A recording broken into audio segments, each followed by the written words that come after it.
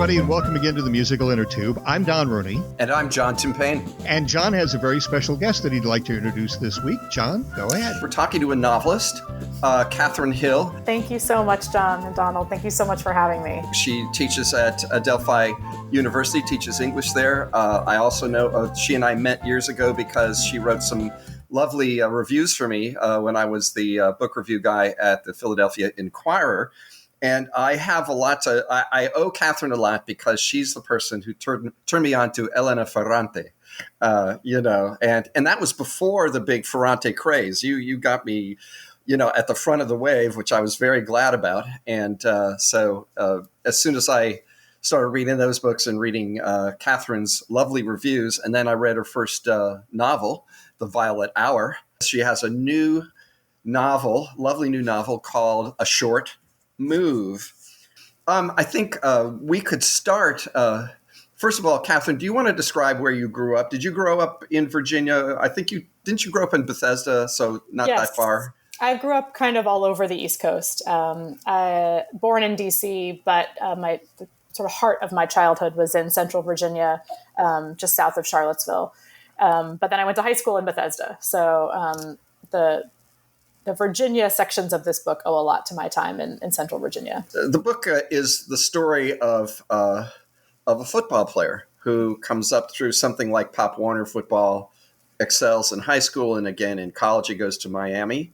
And then he has a very long, 14 years, is it, Katherine? Is that how long? Yeah. Mm-hmm. See, that's an amazingly long football career. That's just, the average football career is what, 4 years or something? 3 or 4 years. Woo. Quite short. He's a real success story in every way, by the sports standards anyway. Yeah. So it starts there in sort of, in Virginia. And I kept reading those parts of the book as we follow our central figure. And I just kept thinking, man, it just sounds like she really knows what it's like to live there. Thank you. I take that as a compliment. I hope that's true for some of the experiences that I didn't have personally, but yeah, that's great to hear. I imagine being hit by a 350-pound lineman. Yeah, that's never happened. Hope it never does, for sure. And you've never been on your knees scrabbling across a laboratory trying to get a shave of brain tissue. No, I have not. But I have been into a brain bank, and they are fascinating spaces for sure. Where did you go to a brain bank? So at Penn has one at University of Pennsylvania, and they were very kind to give me a tour and give me a sense of the day-to-day there. The book does kind of, I hope I'm not spoiling things, but the book does kind of make a turn for the last third. Almost, I told John when I was reading it, it's almost like a completely different book, Katherine. Yeah, that's true. And what got you to that point where you wanted to follow Mitch even after Mitch isn't around anymore? Mitch is the central character. Yeah. Well, it's funny what got me to that point. It's a great question. I knew from the beginning that I was going to be telling a life narrative, I guess, a story of someone's entire lifespan, not just focusing on what we would consider to be the dramatic events and moments of a football career. And I think part of the reason for that is because I first met this character as a minor character in a short story about his daughter, Alyssa, who had dropped out of college, and she's working in retail. And he's this sort of background figure in that story, kind of grown quite distant from her, and also retired from football at that point. So he's already sort of an old guy, even though he's not yet 40. And that was really fascinating to me. I kept coming back to that idea that someone could be an old man and not yet be 40. And so I found myself exploring his life, in other stories. I wrote another story about him from when he was much younger, and I realized then that I had kind of a framework or an outline for a full life narrative that was going to be sort of accelerated, and that was pretty exciting to me. And given that, I knew that I had to go all the way to the end and beyond. Beyond the end. That is an interesting thing, that somebody in sports is considered old when they're like 34. Right? It's crazy. It's crazy. Yeah. It's true in every sport to varying and lesser degrees. And, the old age is a different age depending on the game or the sport you're playing. But then I guess that was most fascinating to me. That sort of rapid decline. That's an interesting thing too, is that when you're 34, 35, maybe 38 Yeah. tops, Yeah. you've made millions, your career is over. Now what do you do? Exactly. You should still have half your life left, maybe even more, right? And what do you do with it? So that was and what can you do with it when you've been conditioned so strongly in a different direction, right?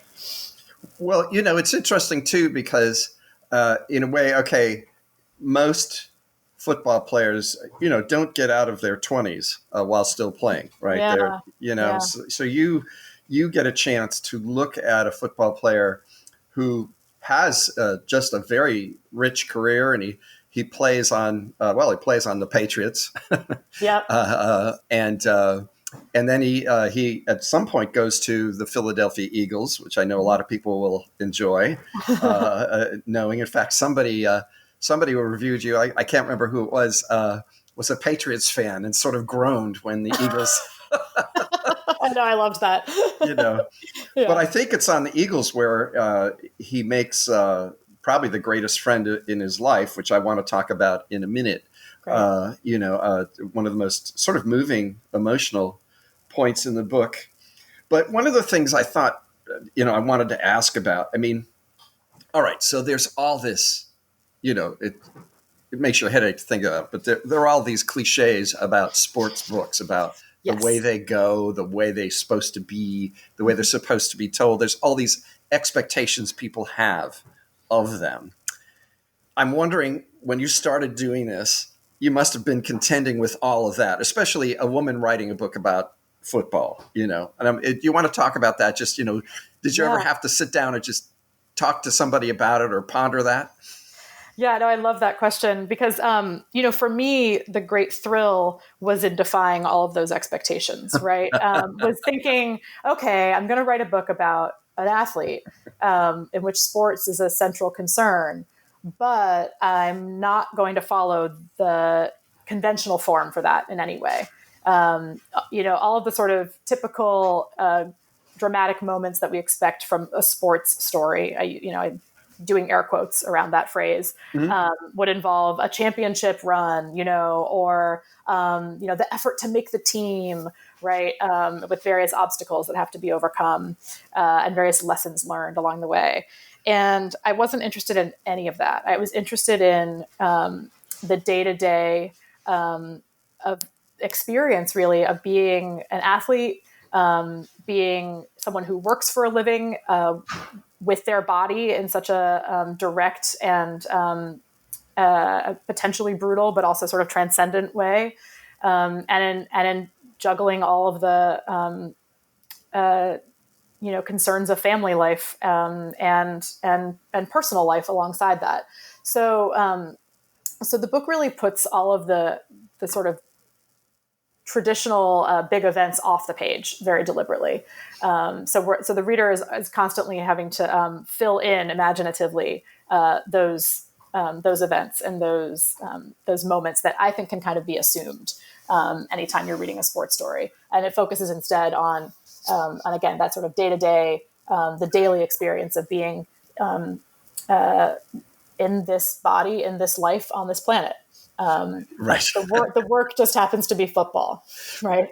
Yeah, exactly. And I think, having said that, though, one of the nice things about the novel, at least in my experience of it, is that the novel is not dismissing those things. Right. It's setting them in the context of, hey, you get up in the morning and you're not playing football. You're marrying people and having children and you're not playing football, right? There's that too. Yeah. Yeah. Yeah. I mean, I think, I've been a football fan my whole life to varying and lesser degrees, at different moments. And I've always just been really fascinated by the athletes' lives, and what we don't see, right? What's not celebrated, in the sports journalism, what's behind the scenes. I mean, I think many readers and many fans crave that behind the scenes action. And so this was an opportunity for me to explore that in my own form. Yeah, and let me ask this question then. Besides being a woman writing a football book, which is beside the point, Thank you you. do get into the day-to-day operations of a football team at several levels, at high school, college, and then into the pros. Yeah. So there's actually two questions I have. Number one, how do you know all that? And number two, for somebody who grew up in Bethesda in Central Virginia, how do you know about New England? How do you know about Philadelphia? Yeah. Well, research takes all forms. So there, I was writing a book, so I started with books. I read a lot of football memoirs and journalistic accounts of a season in the NFL or various teams. So that was a way in. But I also did do a tour of a practice facility, the Baltimore Ravens. They were very generous in letting me come and Interesting. just snoop around, which was great. And I spoke to some former players. But yeah, I mean, a lot of it is, I sort of knew the story I wanted to tell, and I just kind of had to verify a lot of things. But I also, I took a lot of notes on the sort of odd details of daily life on a football team of various kinds, and some of those found their way into the book, and others didn't. The ones that actually contributed to that sense of reality, I wanted to make sure were there. Philadelphia is where I spent my 20s. So I think that's really the reason I picked the Eagles. It's like so hard to remember now because I hate the Eagles. I'm a Washington football fan. So yeah, I lived in Philly for 6 years, as a Washington fan, having to go to sports bars to watch them. And so it really, it was like enemy territory, and so it's a very curious decision that I made to set, so much of the book, I think sympathetically, in the Philadelphia locker room. What was I like? What kind of a masochist am I? But anyway, that's just what happened. Well, and the other thing is the Patriots. Why I know the Patriots are like, I have a brother-in-law who lives in New England, and the Patriots, he lives and dies by them. So yeah. I kind of think that maybe was one of the reasons you picked the Patriots is because they've been A, successful, and B, have a fan base that just loves them to tears. That probably had something to do with it. A lot of it was about just kind of being true to the regions that I knew well. I did live in Boston for a year, or Cambridge actually for a year, and I, like I said, I lived in Philly for many years. So I felt a certain kind of confidence writing, even if the region wasn't so important to the particular episode. I felt more confident setting those episodes in places that I knew visually or, physically. So I think that was part of it. Another part of it was I was really attached early on to this idea that Mitch was going to have this very long, successful career, but that he was never going to win a Super Bowl. That was like really important to me, like in a kind of like pet project sort of way. Like, I don't think that necessarily matters to most readers now with with a final book. But for me, I liked this idea that he was going to have spent his whole life doing this and never having won the top prize. And it somehow felt even more exquisite if it could be a team that we know historically has won so many Super Bowls. Right. So he leaves the Patriots before that first one in 2001. And so he gets close, right? And then there's that kind of aftertaste of guys he played with getting to have the ring. Right. And actually, what's so great about the Philly choice is that the Eagles ended up winning a Super Bowl after I finished the book. So that's what I was going to ask. That. Yes, I was going to ask how it timed out with the novel. Which was just so cool. So I had to kind of add something about that pretty late in one of the very last drafts, as it was going into production, that acknowledged that, this team did eventually win a Super Bowl well after his time. And that, again, that's another sort of interesting aftertaste for him, that he was part of this organization that didn't, So yeah, I mean, that happens, I think, whenever you're writing about a subject that has a kind of real life analog, like things change in the real world that change the meaning of the narrative that you're writing in your fictional world. Yes. So you have to kind of keep up. But I was rewarded for that one. It was nice. Yeah. Well, in the narrative, he is drafted at the same time Drew Bledsoe is. Yes. And Drew Bledsoe is another one of those guys that exactly. Yeah. Came to the Patriots with such high hopes, and they didn't go anywhere until he was replaced. Exactly. So it's just the physicality of Mitch, the central character, the guy. Something that when I think of athletes, I think of conditioning and training and all that kind of stuff. But there's a very real level in there of Mitch just kind of being in his body. Yeah. He got that physical presence or whatever just naturally, and he spends time training, but he doesn't really spend a lot of time getting his body in shape, or he just sort of lives with it. Yeah. I mean, that was one of the most appealing aspects of this project for me.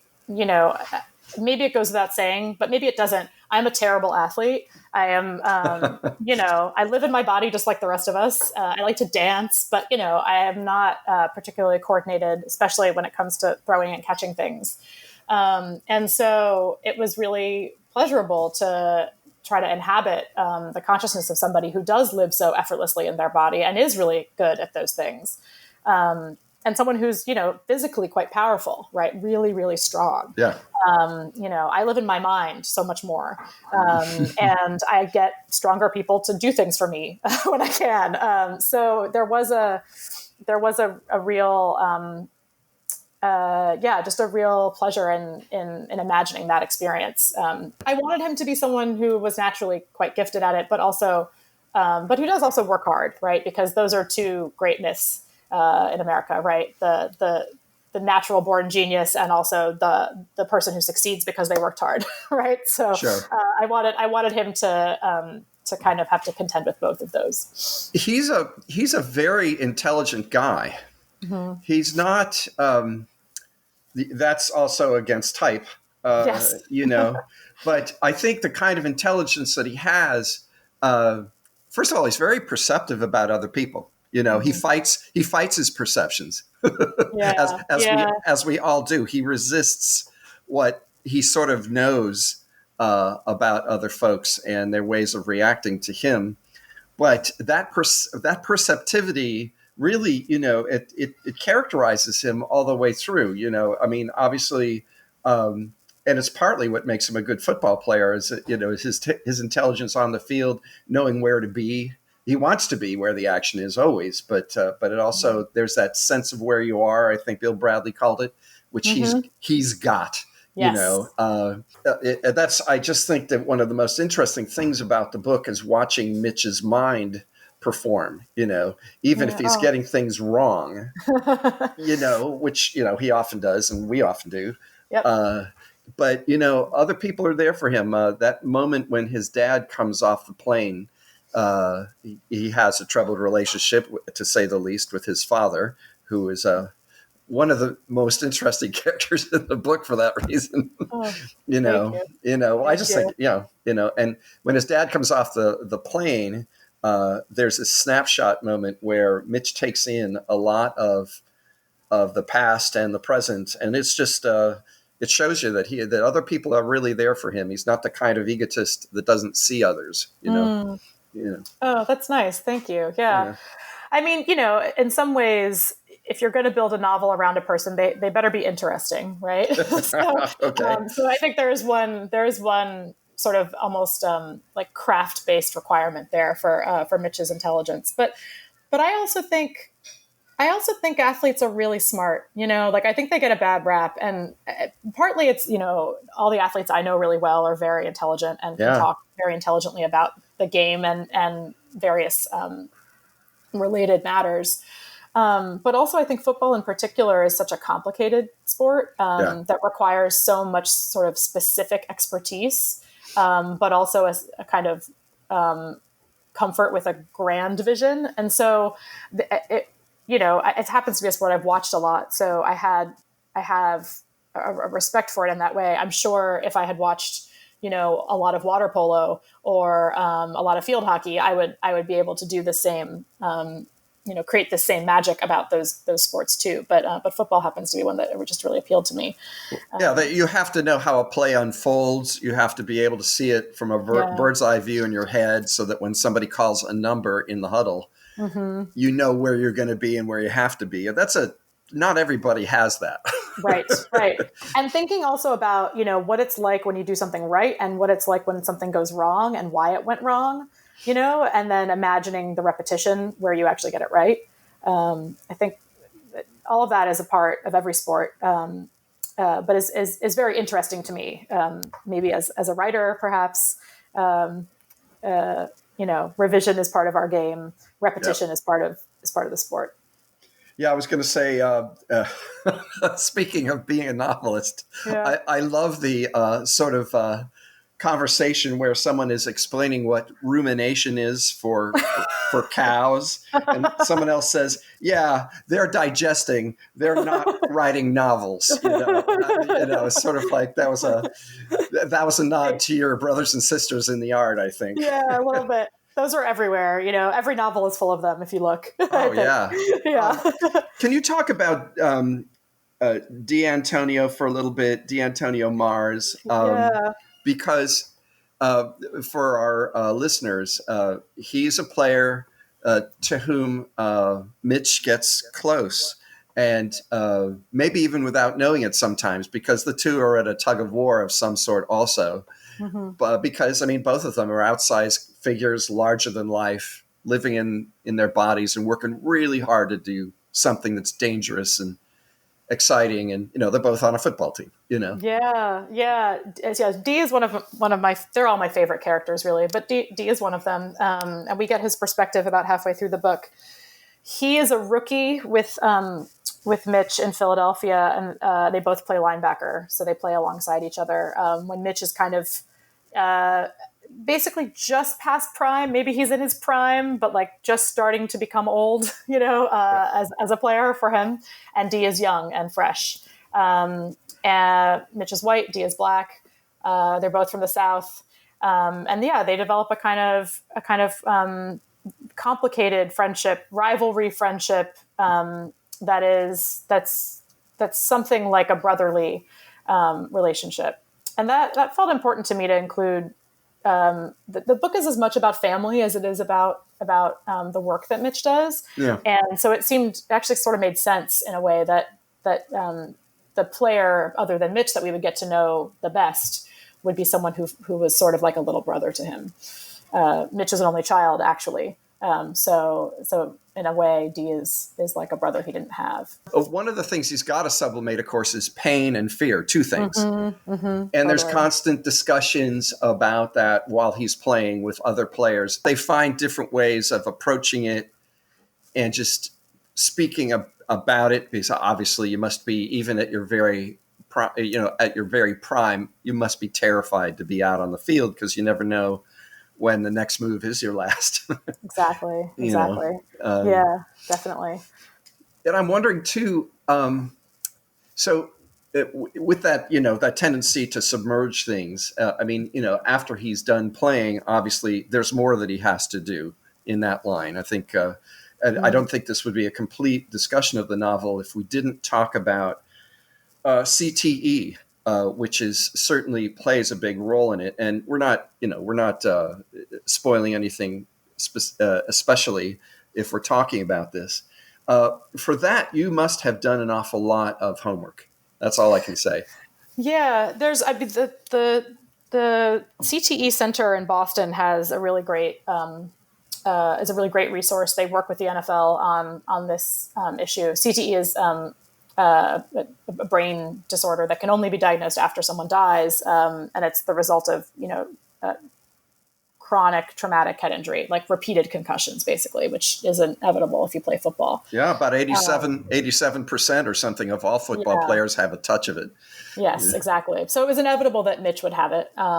This got a lot of attention in the news, I guess, right around the time I started writing the novel. So I knew I had to address it, or it had to be a part of the book. And it made sense that it would be the ending, right? That his brain would have an afterlife. So the CTE Center in Boston was a big part of my research. I did visit a brain bank in Philadelphia, not one that worked particularly with football brains, but that did research on brain tissue, mostly for Alzheimer's research and dementia research. And I just I read a lot about it. again, a lot of this research is a funny thing in a novel. You basically have to read enough that you feel confident to make things up, right? Yes. So that you understand the real world context that your story is operating in, such that you have the right word at hand, or you have the kind of right gesture or impulse at hand. But for me, that's how the research plays out. It sort of gives me the confidence to tell the story that I needed to tell. I think I had mentioned earlier, it's almost like a second book. It's almost like we're shifting from this life story of this football player into the science of what happened to him. You even change perspective of who we're listening to. The book shifts points of view throughout, and actually the person we hear from the most, or whose mind we're in the most, is Mitch. But we do hear from his wives, daughters, teammates, throughout. And then at the end, it's a whole new person who has been suggested to us before. We've heard about her before. She's the daughter of one of his teachers in high school, who is a scientist and charged with taking care of football brains. So I think the choice to move to her was significant because this is a book about women as much as it is a book about a man who plays football. A book about the caretaking work that women do behind the scenes that Absolutely. is very often invisible, and that there's so many kinds of caretaking and sort of service work that is unacknowledged. So that in support of any sort of public figure or that was part of that. Of course, it's very interesting to me, and I want you to talk about this a little bit, how Cindy and Lori and Julie and Candy and all of these amazing women, no matter whether they want to or not, they end up being caretakers. They're most of them are pretty, self-assertive, pretty great people, pretty much on their own feet. They're fine. They're independent, but it's Mitch. And so you're going to have to do a little bit of that, Absolutely. Yeah, absolutely. But I mean, the ironies of that, are everywhere in the novel too, aren't they? These are people who really, if they were going to do exactly what they had chosen, might not be choosing to tend to someone else's every, problem. Yeah. No, that's a wonderful observation. It's true that women in the novel are pretty assertive, and yet they find themselves in roles not necessarily of their own choosing, but of society's choosing. In fairness, his mother Cindy, who is a nurse, a single mother and a nurse, does love a baby. So whenever a baby comes along as a result of Mitch, Cindy's around to help out. So there's some choice in the matter there. It's sort of her instinct in a way, but it's certainly not the case for his first wife, who had perhaps different ambitions for herself. Sure. Is a mom, is a caretaker, is a wife, but has a different vision for her life. Yeah, definitely. Can we talk a little bit about the nuts and bolts of publishing or getting published? You had one novel published before this. Mm-hmm. So does that automatically put you in the stream when you write another novel? Is it easier to get the second one published? I mean, yes and no, I think is the answer.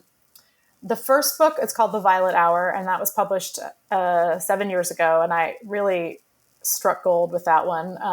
It was, not your typical first novel story. I found an agent pretty much as soon as I finished the book.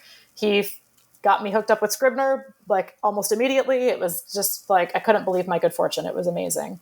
But that does sort of, that set me up, right? I had a novel that got some really nice reviews, and that's set me up to be sort of a part of a literary profession, where I met a lot of people, got invited to give talks and readings, and was able to teach as a result of that. So in some ways, all of those things set me up to publish the second one.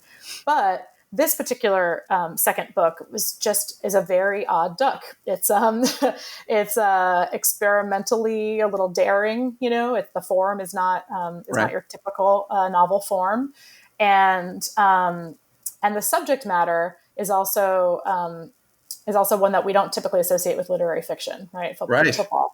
For whatever reason, For whatever reason, right? And so I that made it very exciting to me, right? That it was this potential kind of mismatch of categories, but that also, mismatches are difficult to sell. And so I was just going to say it led to some interesting conversations with the marketing department, I'm sure. Yeah, totally. In the end, IG Publishing came along and they got the novel immediately. They saw basically everything I hoped a reader would see in it, and they loved it, and they wanted to put their energies behind it. So in the end, those conversations were totally great. I didn't have to reposition it in any way, and I didn't have to rewrite the book for them at all. Like, they loved the book that I wrote, which was so so important. Yeah. Yeah, but it took a long time to find them. A really long time. I was going to ask about the relationship with the editor. In this case, did they see your finished novel and go over it, or were they there all along?